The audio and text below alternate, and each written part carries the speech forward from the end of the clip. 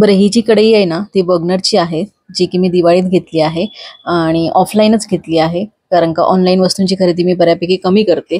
मला नाही आवडत ऑनलाईन वस्तू जास्त खरेदी करायला, कारण का मला वस्तू बघूनच खरेदी करायला आवडतात. आणि ह्यावेळेला म्हटलं स्वतःसाठी काही न घेता किचनसाठीच बऱ्याच वस्तूंची खरेदी केली मी. आणि कारण त्याच माझ्यासाठी खूप गरजेच्या होत्या. सध्या थंडी खूप वाढली आहे आणि त्याच्यामुळे भूक पण भरपूर लागते. आणि आम्ही पॅकेज फूड ना बऱ्यापैकी बंद केलं आहे. म्हटलं दिवाळीचा फराळ पण संपला आहे आणि पोह्याचा चिवडा ना आमच्या घरामध्ये सगळ्यांनाच खूप आवडतो. तो संध्याकाळी काही जेवण बनवायची गडबड नव्हती ना, म्हणून करायला घेतला. तेवढ्यात मिस्टर आले, ते बोलले की मी पण मदत करतो. म्हटलं ठीक आहे. त्यांना सर्वात जास्त आवडतो हा प्रिशा, आणि त्यांनी सांगितलं म्हणून शेंगदाणे आणि खोबरं जरा जास्तीचं टाकून हा चिवडा बनवला. दिवाळीचा हा चिवडा ना माझा व्यवस्थित बनला नव्हता, थोडंसं काहीतरी कमी जास्त झालं होतं.